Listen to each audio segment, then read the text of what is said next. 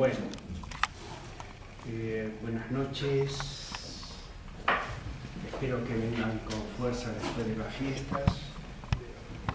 Desgraciadamente, estas fiestas últimas quedaron empañadas por los acontecimientos de París. La violencia irracional se hizo presente otra vez, la violencia irracional. Y mi deseo, a través de esta charla, es mostrarle que esta irracionalidad no se centra solamente en temas ideológicos, raciales, de credo, sino que voy a tratar de presentarle cómo esta violencia también se da en el terreno del sexo.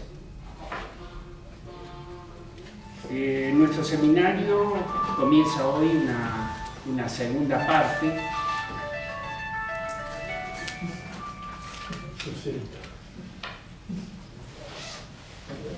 Nuestro seminario comienza hoy una segunda parte y vamos a partir de ahora a centrarnos poco a poco en el texto que Michel Foucault recuperará de los anales médicos legales, de los archivos, en París. Voy a hacer breves paradas en el transcurso de esta charla antes de ir introduciéndome poco a poco en el relato de este caso presentado por Foucault. La primera parada que voy a hacer, el primer punto donde nos vamos a detener, será la presentación de un breve artículo de Joan Rivière, publicado en 1929, titulado La feminidad como máscara. Joan Rivière, como lo puse en la presentación, es una psicoanalista británica analizada por Freud y perteneciente al grupo de Bloomsbury. Aunque su texto y su autora no son citados por Freud en su artículo sobre la sexualidad femenina, su presencia es tan fecunda como la de Jean Lambrut, Helen Deutsch o Marie Bonaparte. El motivo por el cual traigo ante vosotros este trabajo de Joan Rivière es sencillamente la cuestión del género tal como lo entiende y lo desarrolla Judith Butler en su obra. Habíamos planteado en otras ocasiones que el sexo es un producto construido y no un dato biológico inmediato. Y si el género, por otra parte, es una interpretación cultural compleja y múltiple del sexo, quizá podamos comprender la profunda e íntima relación existente entre ambos términos, entre el sexo y el género. El género no lo debemos entender de ninguna manera como un subproducto derivado del sexo, sino que él mismo interviene en la construcción del sexo.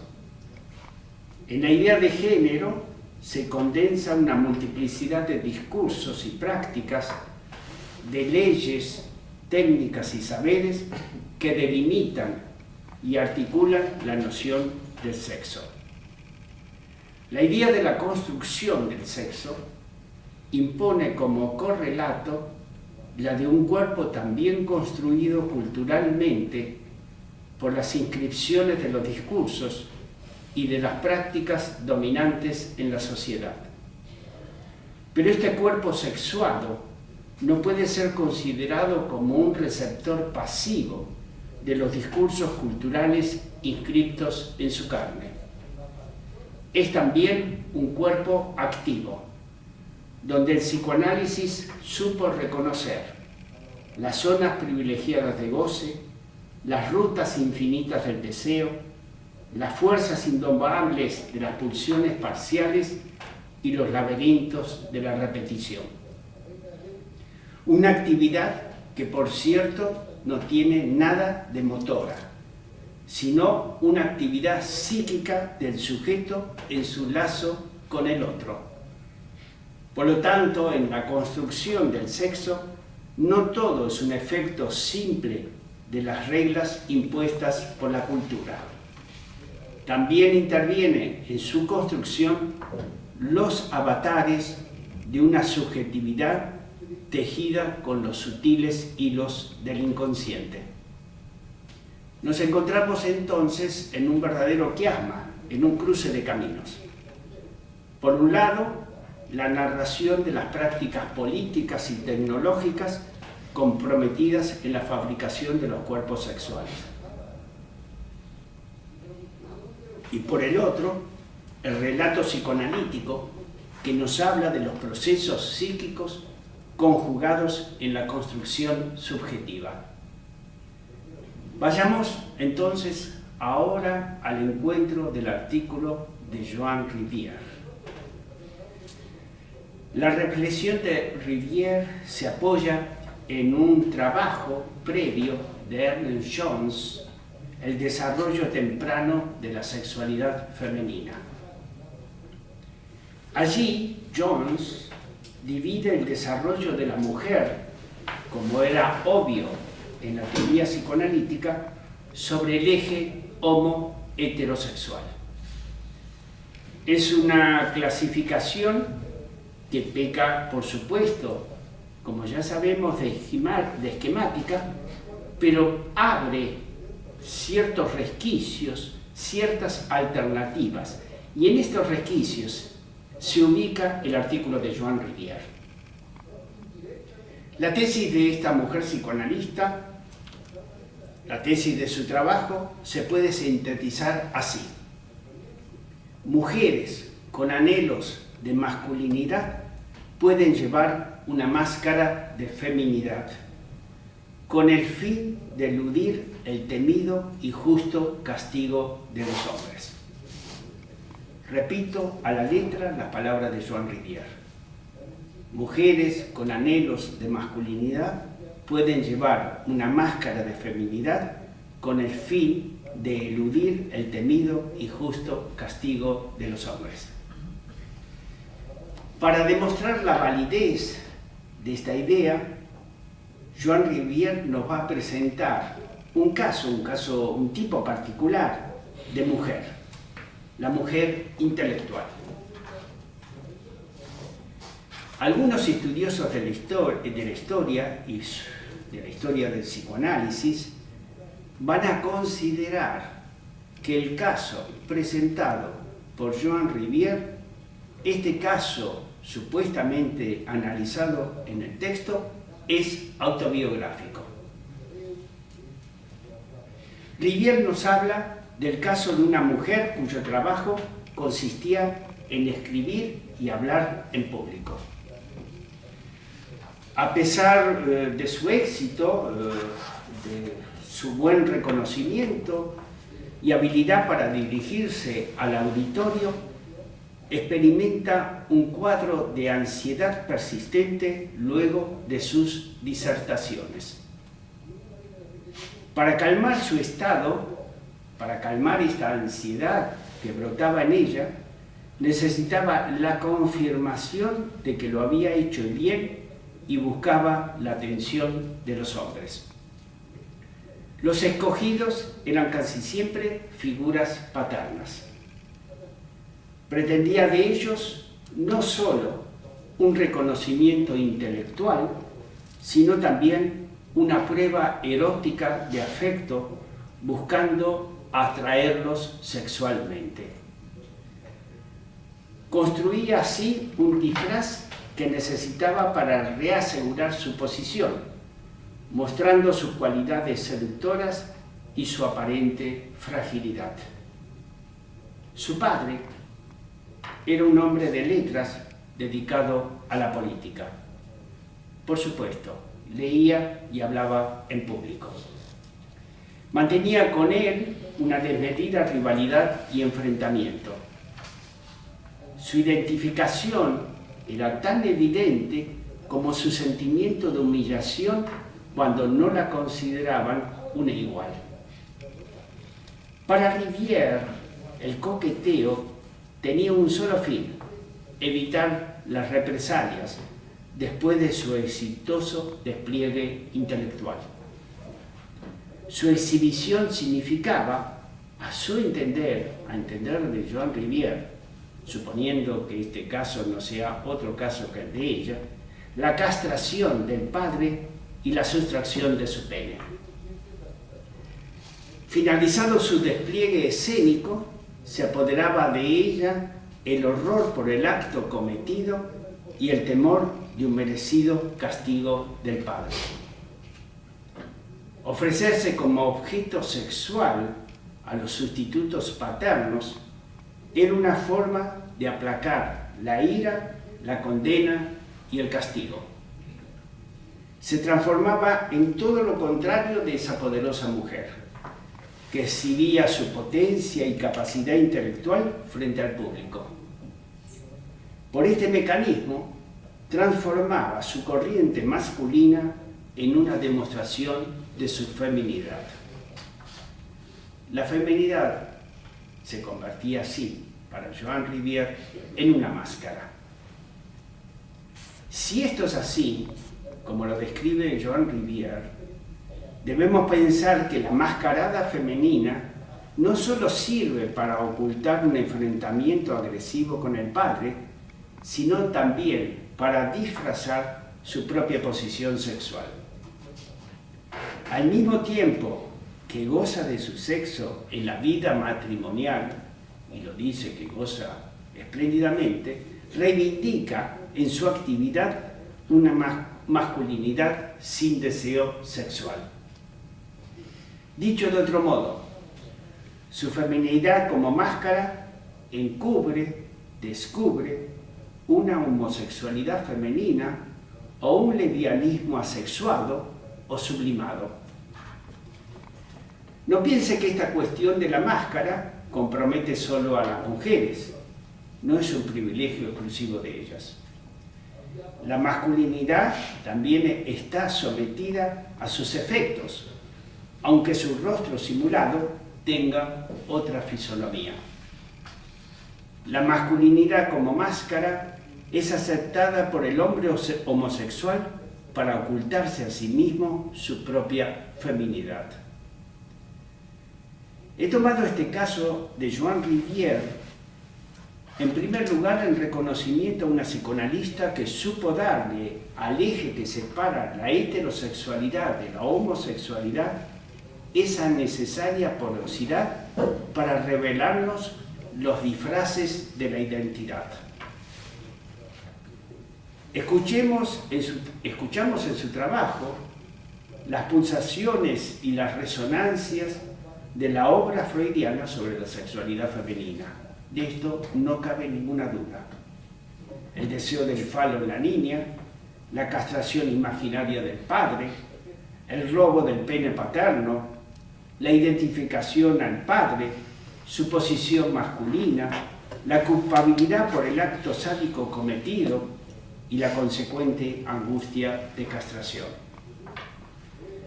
Todos estos ingredientes intervienen en la construcción de una máscara inocente e ingenua que oculta un acto violento y cleptómano.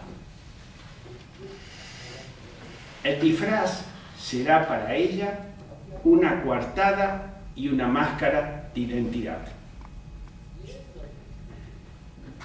Ahora quizá podamos entender algunas de las conclusiones a las que llega Judith Butler sobre el género.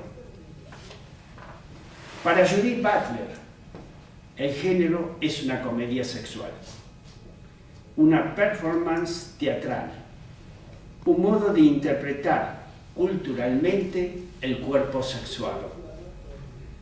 Es una puesta en escena, una representación, una Vorstellung, término utilizado por Freud cuando hablaba de las representaciones oníricas. Es pura teatralidad, presente en el escenario social, o en las actuaciones carnavalescas, también ejecutadas y con tanta gracia y finura por el travesti, el drag queen o el drag king. La identidad es un acto burlesco, una pantomima, en cuyo guión interviene una dinámica presente en el imaginario cultural y los procesos psíquicos propios de cada sujeto. La identidad no deja de ser una comedia dramática de la vida. El cuerpo sexuado permite todo tipo de género teatral y no se limita solo a dos. Es un arco iris lleno de tonalidades como los números transfinitos de Cantor. Va desde un acoplamiento siempre imperfecto del sexo biológicamente concedido al nacer con el género psicológico al que dice pertenecer el sujeto, hacia el otro extremo donde habita el transexual tensado por una máxima discordancia entre el sexo y el género. El género, para Judith Butler, está en continuo cambio, es un devenir, como lo demuestra dramáticamente por esas astucias de la naturaleza el hermafrodita. Es por sobre todas las cosas, como lo recuerda siempre Butler, un acto performativo al modo del juramento, donde el jurar es el juramento mismo, sin ninguna sombra de metalenguaje. Por ese acto de jurar se afirma e impone una serie de nuevos actos, todos ellos comprometidos por el propio juramento. El género también se construye así, de esa misma manera, en actos repetitivos y estilizados, movimientos, prácticas y gestos del cuerpo que producen la ilusión de una identidad sin fisuras. En su libro El género en disputa, Judith Butler dirá lo siguiente: la apariencia de la sustancia consiste exactamente en esto: una identidad construida, un acto performativo que el gran público, incluidos los propios actores y actrices, se conjuran en creer y retomar bajo el modo de la creencia.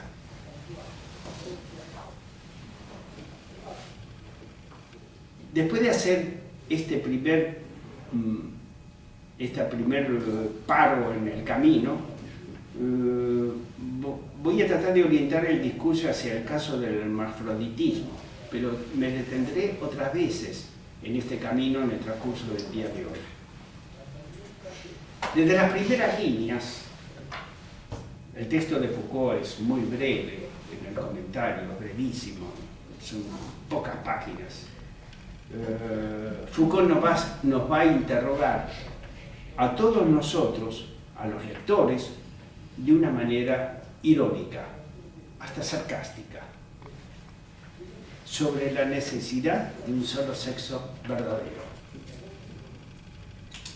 Un sexo y un género que se correspondan punto por punto con la realidad anatómica del cuerpo y de sus placeres. Los hermafroditas o intersexuales son poseedores de un cuerpo con señales ambiguas de sexo.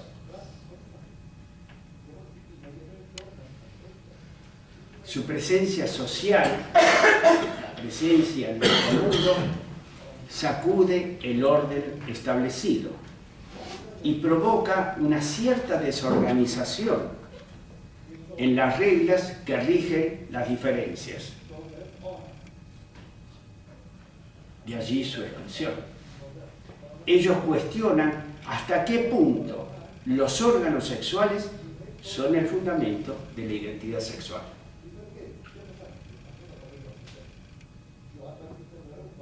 Y hasta qué punto la identidad sexual no deja de ser una máscara. Dinamitan la distribución de los sexos en el marco de la heterosexualidad. Crean confusión en los principios y en los supuestos que ordenan la división de los sexos y desnudan la arbitrariedad de las identidades. Ponen en crisis, en definitiva, el orden bipolar de una clasificación natural del instinto sexual. En la Edad Media, la jurisprudencia civil y canónica era clara. En los hermafroditas se superponían de forma variable los dos sexos. En esa época tan particular, se aconsejaba a estos sujetos escoger el predominante en los umbrales de la edad adulta. Esta decisión era única e irreversible y no podía cambiarse bajo pena de sodomía. Veamos en esta segunda parada brevemente el caso de Marie de Marxis, fuertemente emparentado con el que Foucault nos va a traer, recogido de los anales médicos legales de París, y que yo he tomado del ensayo La Fabrique du Sexe de Thomas Laqueur. Marie fue bautizada como niña y crece así hasta su juventud. Se enamora de una sirvienta, descubriendo en su lecho de amor ser un hombre y estar en posesión de un miembro viril. En lugar de ser reconocida como hombre, se la persigue por sodomía y se la condena a la hoguera. La intervención del médico Jacques Duval, autor del Tratado de las Hermafroditas del año 1612, donde relata el caso de Marie, la salva de la ejecución. Vean que la violencia vamos a encontrarla no solamente en el siglo XVII, en el sexo. A cambio, la corte le ordena continuar con su vestimenta femenina hasta la edad de 25 años, absteniéndose de todo comercio sexual mientras continuara viviendo como mujer. Las primeras persecuciones de homosexuales por sodomía se iniciaron a mediados del siglo XVI y todos ellos, sin excepción, eran castigados por los tribunales con la castración. En España, hasta la época de los Reyes Católicos, existía la misma pena. Luego fue sustituida por un castigo no menor, la hoguera para aquellos casos considerados graves. En Francia, las leyes contra la sodomía fueron anuladas con el triunfo de la Revolución Francesa. En Alemania no fue completamente abolida su condena hasta 1994.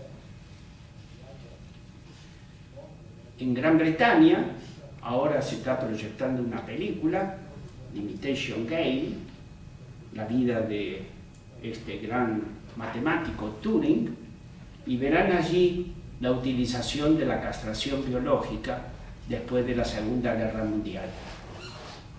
Hay aquellos que le interesan el cine, Hay una obra muy interesante de Joseph Mankiewicz, De repente, el último verano, que desde 1959, con Montgomery Clift, Katharine Hepburn, Liz Taylor, donde se utilizaba la lobotomía. En Shutter Island, la obra de Martin Scorsese, hablando de temas psiquiátricos, plantea en los institutos y las instituciones psiquiátricas el uso de la lobotomía. No hace mucho tiempo, un par de años atrás, una madre me llamó para preguntar si debía o no autorizar a los médicos en un servicio de psiquiatría de un hospital público de Barcelona el uso del electroshock. En Estados Unidos, después de la independencia, la mayoría de los estados sustituyeron la pena de muerte por prisión. Fue el Tribunal Supremo el que anuló las leyes de sodomía aún vigentes en 14 estados en el año 2003. Recordemos aquí, ya que estamos recordando ciertos hechos violentos en torno al sexo, el controvertido informe de Alfred Kinsey y su estudio de la conducta sexual del hombre masculino, realizado en 1948, continuado 5 años más tarde de un volumen dedicado a la sexualidad femenina. Las encuestas realizadas mostraban que las relaciones sexuales en la sociedad americana no estaban ancladas solo en la heterosexualidad y en la homosexualidad. Como un entomólogo, estudia los comportamientos sexuales de hombres y mujeres y registra la estrechez en la concepción dual homo-heterosexual y la necesidad de dar pasos hacia una visión más coloreada de lo real sexual. Reconoce en su informe las fluctuaciones de posiciones prácticas y goces observadas en el transcurso de la vida de los individuos y el intento, siempre infructuoso, de fijar la realidad sexual alrededor del eje dominante y normativo. A pesar del desprestigio de la encuesta por la condición homosexual de Kinsey, se abrió en Estados Unidos un periodo en la vida cotidiana americana de despenalización jurídica y liberación sexual. En los casos del hermafroditismo, las teorías biológicas, las concepciones jurídicas y la administración del Estado crearon las condiciones de rechazo de dos géneros en un único cuerpo y restringieron la libre elección. A partir de un determinado momento, solo un experto, por supuesto, un médico, podía determinar el género atribuido a su sexo anatómico. Solo él, solo el médico, estaba autorizado a hacerlo y solo él asumía la responsabilidad de tal decisión. El intersexual ya no tenía ningún derecho para opinar sobre el cambio de su sexo.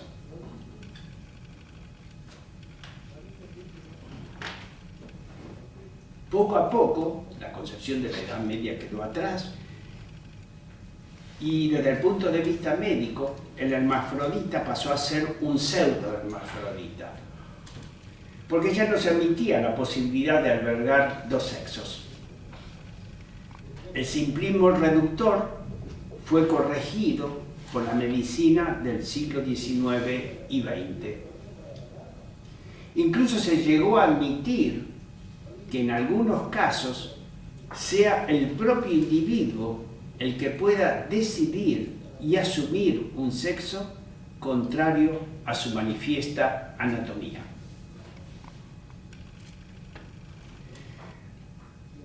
la sociedad, en apariencia, lo digo así, en apariencia, se hizo más tolerante. Aunque siga hoy en día pensando que algunos individuos contradicen con sus actos la verdad de su sexo anatómico. Gabriel Martín nació hace 42 años con DSD, siglas en inglés del trastorno de la diferenciación sexual, término que él prefiere al de intersexual. Fue inscrito como niña, así vivió hasta que a los 21 años un juez le permitió rectificar el registro. Eso ocurrió en 1991.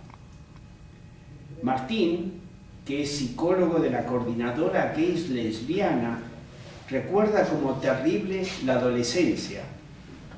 El desarrollo de los rasgos sexuales, dirá, secundarios, era masculino, bello, voz ronca, musculatura, y yo me sentía chico.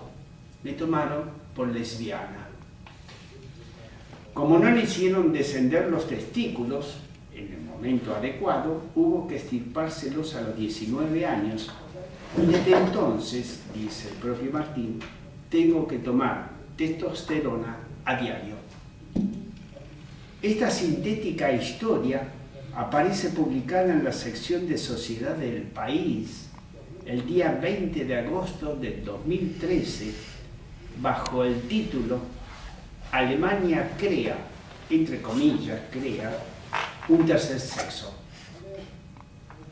Alemania, dirá el texto de este artículo, se convertirá a partir del 1 de noviembre del 2013 en el primer país europeo en permitir en los certificados de nacimiento que en los certificados de nacimiento no se registre el sexo de los recién nacidos cuando no sea fácil determinar si son hombres o mujeres. ¿No? Es así. Yo ya podría inscribir un niño poniendo sexo indeterminado. ¿Aquí? Aquí. Bueno. 1976. ¿Sí? Bueno, bien la corrección. No lo sabía. Esta regulación... Otra cosa es que luego el registrador te armará un bollo. Bueno. Pero, claro, si no eres capaz de decir si aquello es una vaca o un ciervo, lo pones. Por muy veterinario que sea, no lo pones. O sea, no sé lo que esto es. Entonces, venga usted, sabe más que yo digo, ¿no? Pero se podía. Esta regulación, dice el artículo, que busca evitar operaciones improcedentes y consecuencias legales y burocráticas indeseables, puede ahorrar un sufrimiento gratuito a unos 400 nacidos cada año en Alemania en estas condiciones.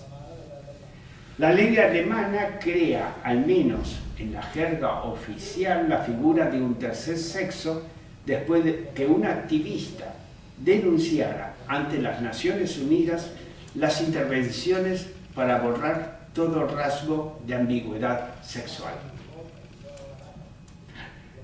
Como sucede en España, sigue el artículo, en Alemania los padres estaban hasta ahora obligados a registrar el sexo del recién nacido como masculino o femenino. La nueva norma hará posible que la gente que aún no sabe si es hombre o mujer, el llamado ser humano intersexual, pueda, en el momento que lo desee, decidirse por el sexo masculino o femenino. Retomemos el desarrollo del caso presentado por Michel Foucault. El diario íntimo, presentado por Foucault, es un documento escrito en una época dominada por el discurso médico-jurídico acerca de la identidad sexual legítima y de la identificación de las diferentes perversiones, su clasificación y características particulares. Tengamos en cuenta que el caso es de 1880, para dar una cifra más o menos próxima. Nos hallamos en la segunda mitad del siglo XIX, en el momento de la publicación del libro médico legal para el uso, tal como aparece en la cabecera del libro de médicos y juristas, de Krafft-Ebing, titulado Psicopatías sexuales, texto citado innumerables veces por el propio Freud en los 3 ensayos.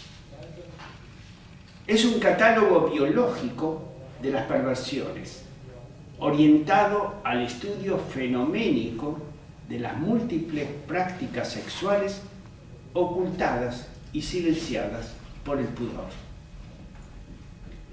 Una marca de ese pudor, presente también en los textos de Freud, la hallamos en la escritura del tratado con el uso del latín cuando se habla del sexo y sus prácticas. Coitus a tergo, cuniliquis, etc. Corre el año 1886, cuando se publica el tratado, año en el que Freud da los primeros pasos en el estudio de la histeria y el análisis de la vida sexual. Años antes, a la publicación de este libro, en 1886, en 1869, comienza a utilizarse en el Código Penal prusiano el término homosexual para la condena de las prácticas sexuales entre varones. En esa Alemania, donde la homosexualidad está severamente castigada y reprimida por las leyes, Krafft-Ebing propone su despenalización parcial. Se produce un cambio de poderes en el registro de dominio y control sobre el sexo a partir de esta intervención de Krafft-Ebing. Se pasa de la persecución penal al tratamiento psiquiátrico de la perversión.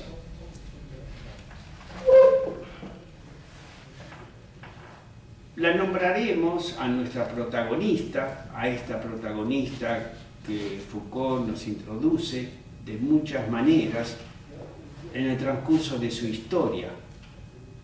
Pero independientemente del nombre utilizado por ella o por él en su diario, este triste personaje fue una víctima más de la cacería por la identidad.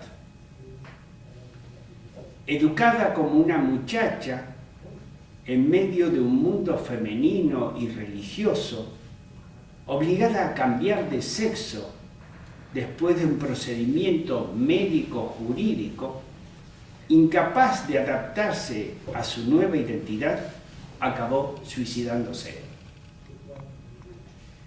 Nuestra protagonista, en los años más felices de su vida, disfrutaba de un mundo de delicados placeres.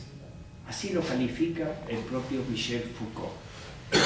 De finos y cuidados deleites, de emociones tibias y de suavidades eróticas, en el mundo monosexual de la serena vida religiosa, atravesada y conmovida por continuos extravíos, provocados por la mirada y el tacto sensual con los cuerpos semejantes. Ella, o él, escribe los recuerdos de esta dulce vida una vez establecida su definitiva y mortal identidad. Esta historia íntima de un ser desasistido y melancólico encontró un inesperado eco, una especie de espejo en una novela, Un scandale au convent, un escándalo en el convento, de un escritor de culto poco o nada conocido en nuestro medio, llamado Oskar Panizza. El encuentro imaginario, dirá Foucault, entre un psiquiatra, Oskar Panizza, que estuvo en Francia durante los años 1881, donde aparecen estos registros de este personaje del diario, y que morirá con un delirio de persecución en un manicomio de Bayreuth, y una pequeña provinciana de sexo indeterminado. Encuentro como el que podía relatar el conde de Lautréamont, entre un paraguas y una máquina de escribir sobre una mesa de disección. Entre alguien que crece en el tibio mundo de las instituciones católicas, en un internado femenino, y un rabioso anticlerical condenado a 1 año de cárcel por haber escrito Le Concile d'Amour, el Concilio del Amor. Este libro lo encontré, se ha publicado, yo ahora preguntaba porque decía aquí una editorial con menos proyección que un Cinexin. No sabía que era un Cinexin, me han dicho que es un proyector antiguo a manivela. De juguete. De juguete. Este libro le supone al autor, a Oscar Panizza, su expulsión de Suiza, donde buscó refugio después de atentar sexualmente contra una menor. Está traducido por Pepitas de Calabaza, Ediciones. Quiero solamente, si me lo permiten, leer algunos párrafos de la introducción que hace al libro André Breton. Dirá André Breton, hablando de los abismos del mal: un mismo nubarrón atravesado por relámpagos nos trae a su hora cada uno, a Dante y a Milton, al Bosco y a Swift, a ciertos gnósticos, a Gilles de Retz y a Sade, a Luis y Maturín, al Goethe de la segunda parte del Fausto y al Hugo de las últimas compilaciones, a Lequier, a Nietzsche, Baudelaire, Lautréamont, Rimbaud. La poesía que se complace en ellos indistintamente no permite dividir en 2 partes sus acentos, que están en consonancia con la tempestad. Antes de que podamos pensar en retratarnos, antes de que quepa replegarnos sobre nuestras posiciones anteriores, ellos nos arrojan al corazón del drama esencial. A bordo de esa nave azotada por las olas más encrespadas, entre las cuales las más sombrías no son las menos resplandecientes, es hora de reconocer también a Oscar Panizza. Teniendo en cuenta la partitura a que se enfrenta, la orquesta que nos ocupa no deja de necesitar ciertas estridencias de las que solo su instrumento es capaz. Ante el mal y el intento de justificarlo en el plano teológico, Sade y Lautréamont levantan al hombre indignado que aprovecha todos los recursos de la excitación sexual e intelectual para deshacer los engaños y romper las trabas seculares. Ellos manejan ante todo la imprecación y el desafío. El humor no es para ellos más que un último recurso cuando la tensión prolongada que nos exigen podía provocar una ruptura. En Panizza, por el contrario, más aún que su compatriota Christian Dietrich Graf, la burla lleva la voz cantante, arrebatando todos los nimbos a la vez de una sola borrasca cargada de sal. Desde el inicio arremete contra la personificación de lo sagrado, que muchos de nuestros contemporáneos se empeñan todavía en venerar, mientras que muy pocos, entre los descreídos, creen su deber infringir ese tabú. Por más que el autor del Concilio de Amor invocara en la defensa de su pieza ante el Tribunal de Múnich los precedentes de otros que se habían adentrado por esa vía, no logró invalidar el reproche más grave, el de haber usado unos recursos muy distintos y haber ido mucho más lejos que sus precursores. Hay que reconocer que Panizza lleva abruptamente el espíritu de sedición a tal extremo y arrostra tales entredichos que aún en nuestros días la reacción del público presumiblemente obligaría a bajar el telón antes de acabar la primera escena. En la novela El escándalo en el convento de Oscar Panizza van a perdurar los principales hilos de la desgraciada vida de esta o este hermafrodita. El nombre auténtico, el examen médico y la mirada religiosa, pero van a cambiar los personajes secundarios y la atmósfera que los rodea. Panizza no sigue al protagonista de nuestra historia hasta su desenlace final, el suicidio. Lo deja perderse en un horizonte brumoso sin saber nada de él o de ella, como una sombra que se desvanece. Otra breve parada antes de entrar en el historial y el análisis del caso. Un antecedente histórico, real, al texto de Michel Foucault. Se trata de la obra de Ambroise Paré, cuya vida se extiende de 1510 a 1592, editada en 1575 y titulada Monstruos y Prodigios. Paré, que es médico y cirujano, recoge en su libro el caso de Marie, nombrada más tarde Germaine, después de su cambio de sexo y género. Este relato está reseñado fragmentariamente en los ensayos de Michel de Montaigne, en el capítulo 20, La fuerza de la imaginación. Marie, esta es la breve historia, ha vivido como niña, tiene toda la apariencia anatómica de serlo hasta los 15 años. En la época de florecimiento de la sexualidad, sus partes genitales de hombre comienzan a desarrollarse.